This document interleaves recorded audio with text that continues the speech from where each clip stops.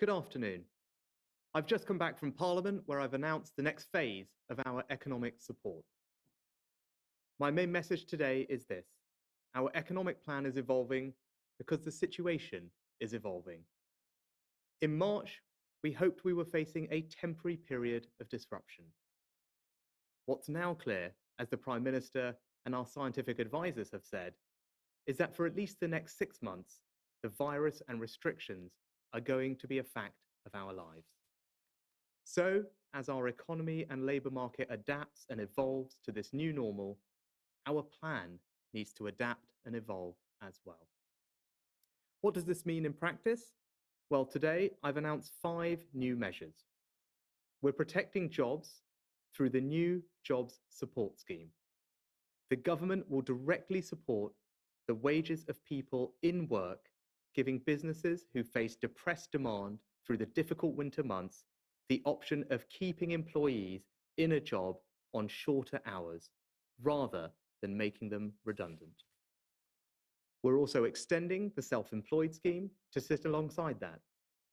And I've announced a range of measures to ease cash flow concerns for businesses, allowing them to focus on protecting jobs. Pay as you grow will ease the repayment terms for bounce back loans. We're giving people more time to pay back their deferred taxes, and I'm cancelling the planned increase in VAT for hospitality and tourism through to the end of March. I know people are anxious and afraid right now, but I want them to know that we have a plan to protect jobs and support businesses. And what was true at the beginning of this crisis remains true. It's on all of us to get through this together. Thank you. Look forward to taking some questions from the media. I think we're going to start with Laura from Koonsberg from the BBC. Laura, are you there? I am. Thank you very much, Chancellor. You have admitted that many people are very worried at the moment. How many jobs do you think this scheme can save with all the measures you've outlined? And you say you only want to help support jobs that are viable. Can you outline which jobs you believe will no longer be viable because of the pandemic? Thanks, Laura. Look, it's impossible for me to predict, given the uncertainty, the exact shape of the labour market. As I've said, I can't save every job and I can't protect every single business. And I think when we started the furlough scheme, it was a surprise to everybody, economic commentators alike, the scale of the take-up of that. 9 million people had their jobs protected through the furlough scheme, for example. But my expectation and hope is that this new scheme will be able to benefit large numbers of people and help protect their jobs through the difficult winter months, especially as demand is depressed in their companies. You asked about viability. Now, it's not for me to sit here and make pronouncements upon exactly what job is viable and not, but what we do need to do is evolve our support now that we're through the acute phase of the crisis and make sure that where we are putting that support, we're doing it where it can make the most difference. And I believe it is the right thing to do to concentrate that support on jobs which have a genuine prospect of being viable and providing long-term security for those employees. And the way we can do that is through the test, where employees have to be working a minimum amount of time. And that wasn't a feature of the furlough scheme where people could be at home the entire time. That's a change in this scheme, and that's the way to think about viability. Okay, I think next, are we going to the ITV? And Joel? Yeah, hello there, Chancellor. The new job support scheme is far less generous. Employers are doing the heavy lifting. Do you really think there's a powerful incentive for them to hold on to staff? Joel, it's definitely different to the furlough scheme. You're absolutely right. It's more targeted, and I think that's right. I think as we've now in a different phase of this crisis, we can act in a more targeted way to support those businesses who really need our help. So, for example, larger businesses on this scheme will have to demonstrate that their revenues are falling as a result of what's happening to them. So that's something that we've changed again, which will change who's eligible for it, which I think is a sensible and right thing to do because we're putting large sums of taxpayer money behind this.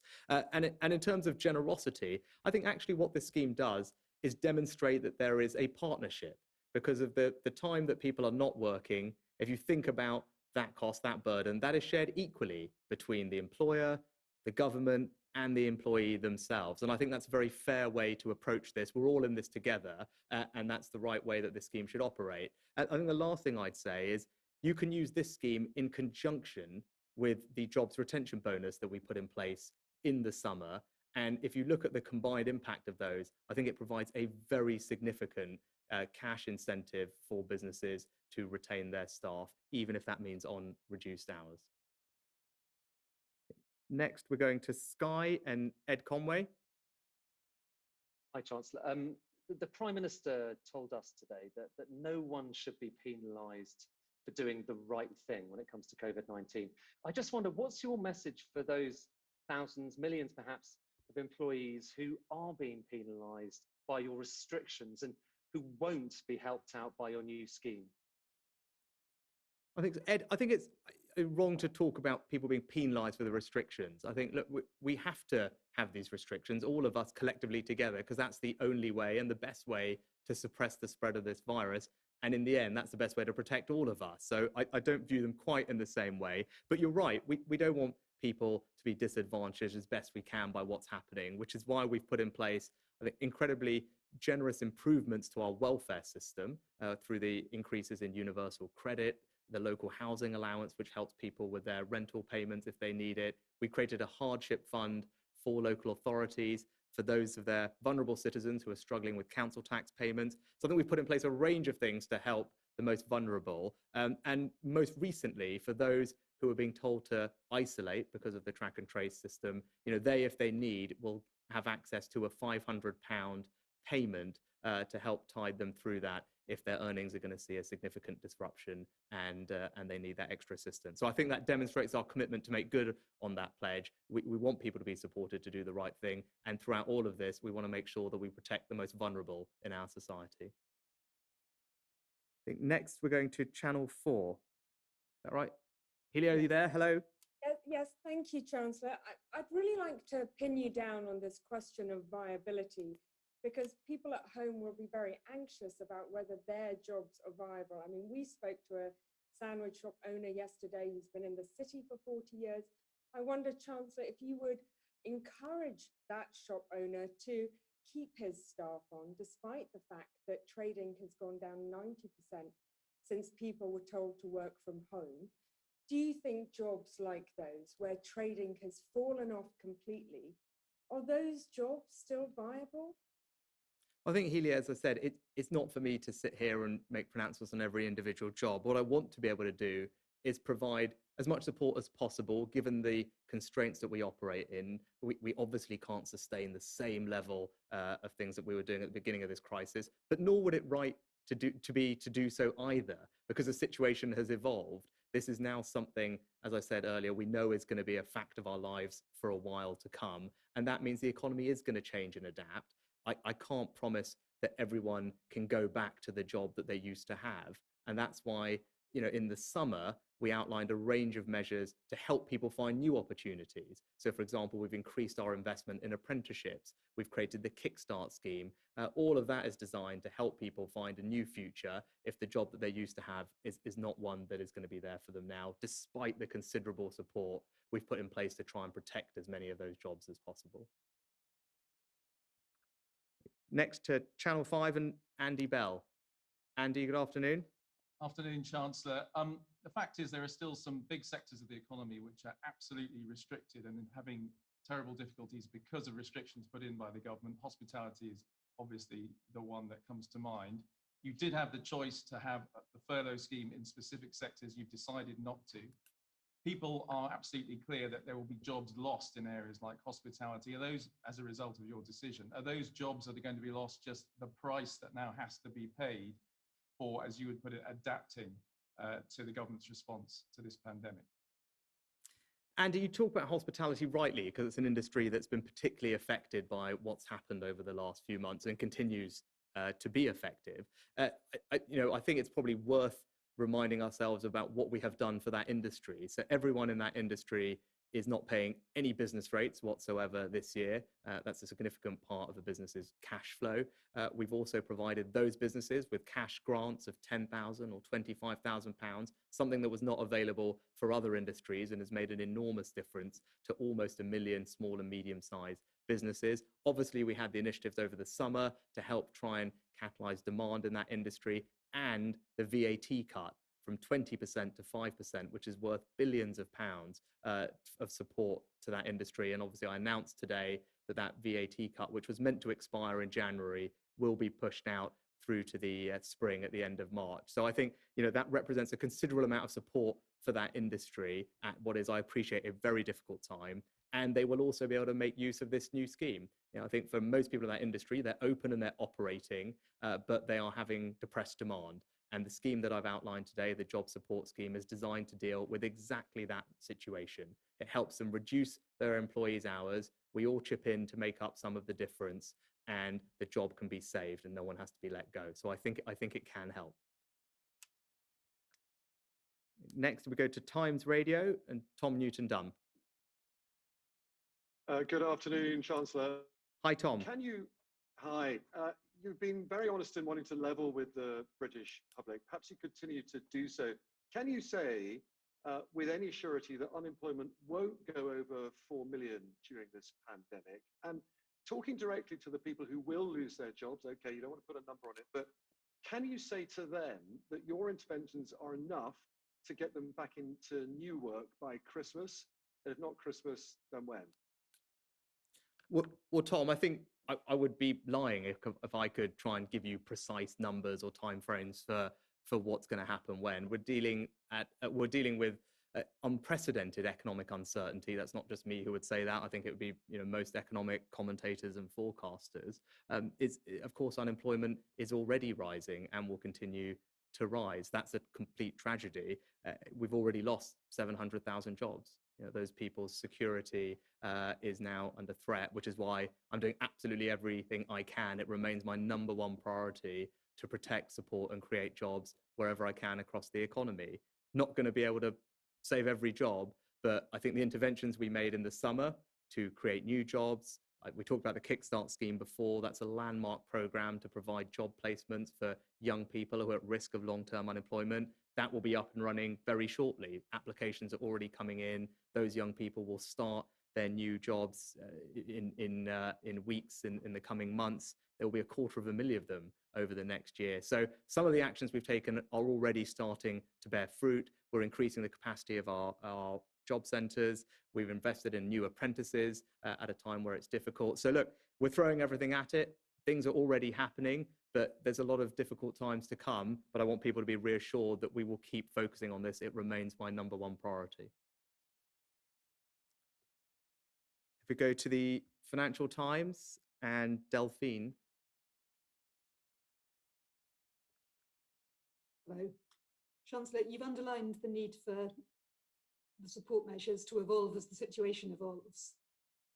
Are you still prepared to scale up these measures if, as seems very likely now, we're going to see tougher restrictions over the next couple of months?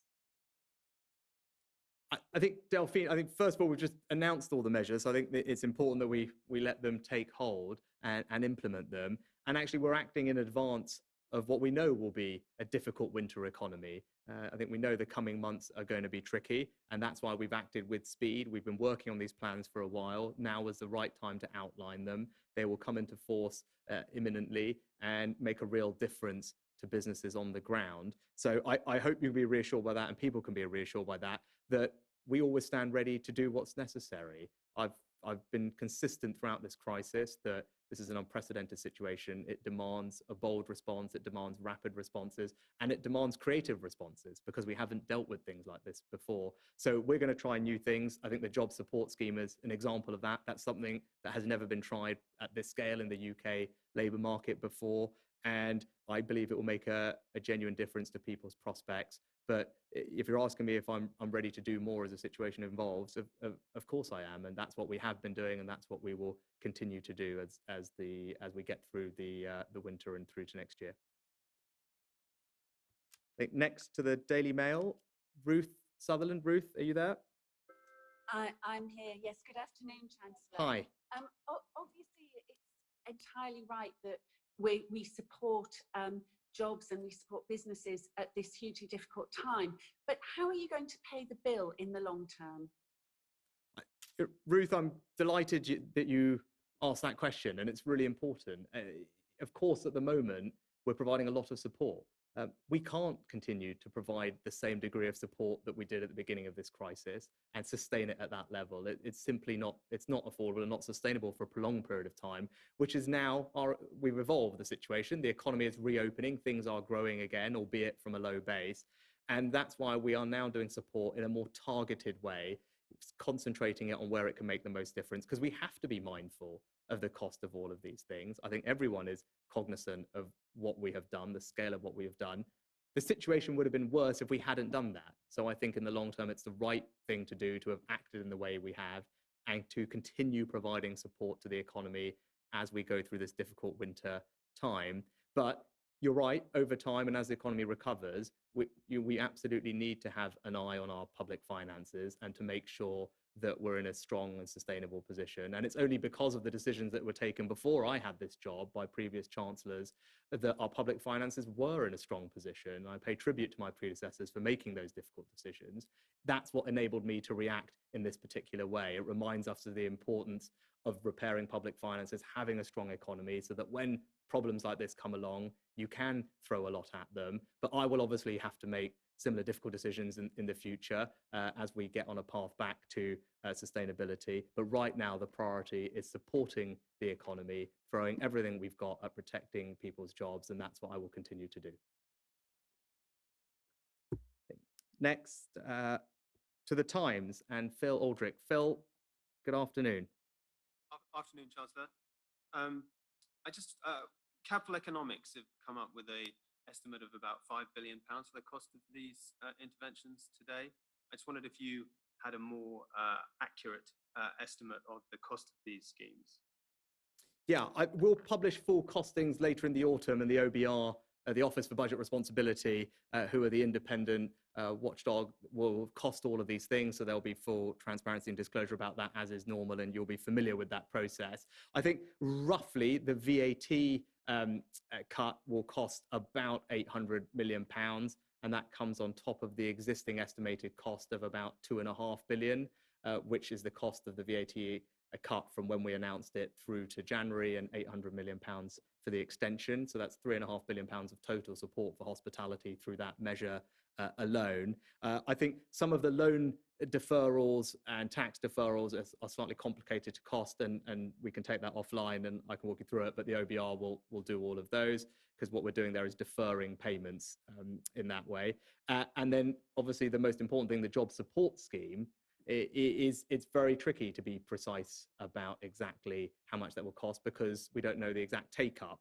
But if I walk you through some rough maths, we know that someone on the furlough scheme today on average makes about £1,400 a month. Now, if that same person was put on the short-time working scheme, on the job support scheme, and were only working a third of their hours, so getting the maximum support from government, that would cost about £300 a month. So if you scale that up, that would be just over £300 million per million per month. But that assumes that they're only working a third of the time. Clearly, many people will be working more than that, and that assumes the average wages are the same as the current population of our furloughed workers. This scheme is obviously open to everyone, even if they haven't used the furlough scheme before. So we can't be precise, but hopefully that gives you a kind of sense of scale and magnitude. Great. I think next to the Mirror, Lizzie Buchan. Thank you, Chancellor. Hi, Lizzie. Hi. The Prime Minister has been clear that further restrictions may be necessary if people don't obey the new rules. Has the Treasury modelled the economic impact of a second national lockdown? And would you support such a measure if the Chief Scientific Advisor and the Chief Medical Officer called for it? Yeah, I completely agree with the Prime Minister on our approach to tackling the virus. I think, of course, do any of us like these restrictions? No, of course we don't. We love our lives to be back to normal. We know that's not possible now and for a while. and we all need to do our bit to suppress the spread of this virus. And when you think about it from an economic perspective, the Prime Minister talks about a stitch in time saves nine, and he's right. We take the measures that we've taken earlier this week to prevent us from having to do much more difficult things in the future. And our hope and confidence is that these measures will do exactly that. But it would be wrong for me to stand here and tell you I can predict exactly how this is going to go. And we've said very clearly, rightly, that if we need to put in place more restrictions, we will have to do that to keep the virus under control. But as I said, if the measures that we've announced earlier this week have their desired effect, then we can carry on as we are. No one wants to have to close things down. What we want to do is try and live our lives as normally as possible, but controlling the spread of this virus. And we're constantly going to be trying to get that balance right. But that in the long term is in the best interest of the economy, as the Prime Minister said, and I fully agree with him on that. Next, I think we're Paul at the Huffington Post. Hi, Chancellor. Now, your Eat Out to Help Out scheme has been incredibly popular, but some scientists are saying it may have unwittingly led to a spread of the virus. Did you receive any behavioural modelling from SAGE beforehand on the possible impact on COVID? And if not, would you regret that?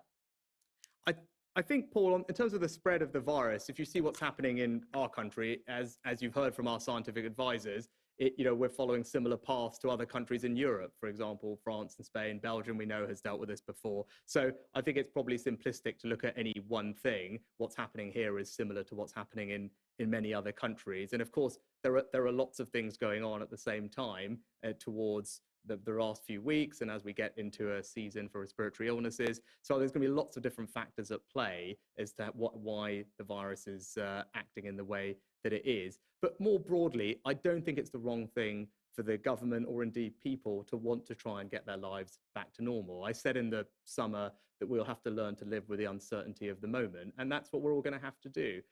We all want to live life as normally as possible, recognizing that that's going to be an iterative process as we learn and adjust and make sure that we're always controlling the virus. So I think it's right that we strive for normalcy, but right that we recognize that there are going to be limits on that and adjust them as is necessary.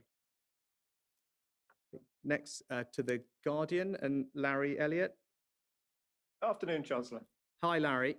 Hi. I just want to ask you a question about business reaction to this. And if you're an employer, you're going to go from paying 20% of an employee's wages under the furlough scheme to 55% under the job support scheme. Britain has a very flexible labour market. Isn't there a risk that businesses are going to simply just lay people off and then re-employ them part-time as and when or if demand picks up? Because you're quite aware that demand is quite fragile. If you're an employer, isn't there an incentive for you to go down that route rather than take part in the scheme, in which case unemployment is going to go up a lot over the coming months? Larry, I think if you looked at your numbers that you talked about, the 20% going to 55, the big difference in those numbers is if you were only paying 20%, that was because your employee was not doing any work at all for you. So yes, is the company going to be paying more now? They are, because that's on the basis that their employee is actually working a much larger chunk of the time. So I think the thing to look at it is, obviously, for the time an employee is working, it's right that their company pays them their full regular wage. And for the time they're not working, that's the bit that is split equally between the company, the employee, and the government in a fair sharing of that. And I actually think if you look at that combined with the impact of the job retention bonus, it provides a very significant incentive for businesses to retain the staff that they had on furlough and bring them back. And more generally, I think most companies want to invest in their people. If you've got long-term relationships with your employees, you don't want to let them go, right? You've got a difficult winter period coming up, demand is reduced, right? You kind of feel that you'll be able to get through it at the other end, you'll be there at the other end of it, but you need some help to get through, and you don't want to let people go. You don't want to lose all the skills they have, the knowledge of your business. And that's what this scheme will do. It will help those employers talk to their employees, not lay them off, but through reduced hours and support from the government, keep them there through the difficult period, so that they're there to at the end of it, and the employer has not lost all of that talent. So I think it really will make a difference. And I know many companies have called for a scheme exactly like this, and I'm glad it's been warmly welcomed by people like the CBI and the British Chambers of Commerce and other business groups who recognise that this is exactly the kind of scheme that will support them to protect jobs and of their valued employees and get through the difficult winter months. Right, next, I think to the Daily Telegraph and Gordon Rayner. Gordon, hi. Thank you, Chancellor. You said earlier on that the damage to the economy is now permanent. So in an era where the private sector is having to make huge cutbacks to deal with the economic impact of the decisions the government has made, should the state not also become smaller to do its bit? I think, Gordon, I'm not sure if I said the damage was permanent. I think what I said was because of the virus is going to be a fact of our lives for at least the next 6 months. That slightly means that our economic approach to it needs to evolve. And I think that was the point I was trying to make there. Whereas I think in March, if you contrast that, we hoped that this would be something that would be a temporary disruption to the economy.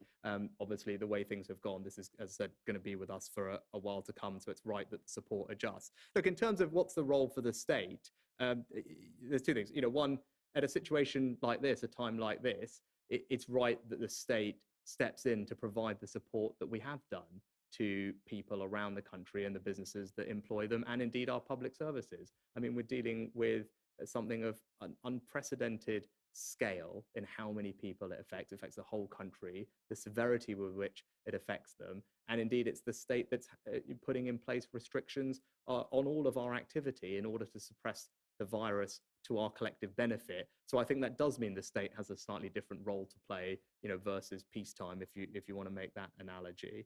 But going forward, you ask about a small state. I think if you're talking about the size of government, and I think there what I would say is, look, I agree with you. I think that obviously the state being able to be as nimble and agile as possible means it doesn't have to raise as much tax revenue from people, and people can keep more of the money that they earn rather than having to hand it over for things. That is in general a good thing, right? We have to pay for the services that we want, but obviously, better that people keep more of their own money. But as we get through this, we can get back to a more normal situation where we go back to ordinary business, and that's where we'll get to. But in the short term, it's right that we act in the way that we do. It's right that we provide the support that we have. That's for all our benefit, and it means that the economy actually will be stronger and bounce back faster when we get through to the other side. I think next, The Sun and Matt Dathan. Matt, are you there? Yes, I am. What's your message to people still on full-time furlough? Would you tell them it's now time to look for another job, start a business, or just wait and hope their firm survives the winter? And in August, you were very clear what we could all do to help the economy, our local businesses, eat out and help out. What about now, given that Chris Whitty is telling us to avoid unnecessary contact? Matt, for those that are on furlough, I say, well, the good news is, first of all, that we have seen millions of people come back from furlough into work. And I think that's something that we should take a moment to reflect on. And that's very good news. 9 million people at the peak were on furlough, having their jobs protected. Over half of them are already back at work, and we're down to about 1 in 10 of the labour force, something around that level, which are still on the furlough scheme, but are able to start working. Obviously, we want as many of those people to get back to work as possible. I hope they feel reassured that we're trying to make that a reality through things like the job retention bonus, where we're providing their employer with a significant cash bonus if they're able to bring them back. And even now on a part-time basis, on fewer hours, using the support from the job support scheme, we're making it as easy as possible for companies in a way that we can to bring those last remaining team members back into their workplaces. In terms of what we can all do now, what's the best thing we can do to help? Well, I like your idea of people starting up businesses. That's great. We have startup loan scheme, so people should have a look at that if they're interested in that. What can we do now? The best thing we can do now is follow the guidelines. And the Prime Minister, I think, made a really compelling and passionate statement on Tuesday explaining where we were and the role that we all have to play. And if we all can do what we need to do, we can suppress the spread of this virus. And it means that we can then protect as much of our economy as possible. And that ultimately is the only long run sustainable way to create new jobs or indeed protect the ones that we've had. Is ultimately we need a functioning economy with businesses that are doing what they do. So if we can do that and get on the back of this, then I think we're in good shape, and we see early signs of progress. Right, from a low base, GDP is starting to grow again. We've got economic growth coming back. Retail sales are recovering. So we saw that already, and if we can just follow these new set of restrictions, make it work, then I think we can look forward with cautious optimism. But it's going to be a difficult few months, and that's why we've acted today to provide a considerable amount of extra support to get through that winter period. And I think lastly to Bloomberg and Alex. Thank you very much, Chancellor. Hundreds of thousands of self-employed people missed out, fell between the cracks of your earlier schemes earlier this year, and they look set to miss out again. What's your message to those people? Is it that they should abandon the careers they've built for themselves and seek alternative work? And if I might just push you on jobs, you've said you can't protect every jobs. A responsible Treasury must have done modelling. How many jobs do you expect to go over coming months? So, Alex, on your first point around self-employed, I think it's probably worth bearing in mind. I think the support that we've put in place for self-employed has been more generous, more comprehensive, and now, as a result of the announcements today, more long-lasting than I think pretty much any country anywhere around the world. And it's benefited around 2.5 million people who are running self-employed small businesses. So I think that's the first thing to say. So I'm proud that we've done that, and I know what a difference it has made. It means that 95% of people who are majority self-employed receive support. Now, obviously, in the past, we have not been able to extend that to people who we don't know about because they've never filed a tax return. Obviously, there's no possible way for us to judge exactly what they've earned, what kind of support they deserve. And then that's why we made the decisions we did at the time. But that's notwithstanding the announcements today, there will be significant support for that population already and into the future.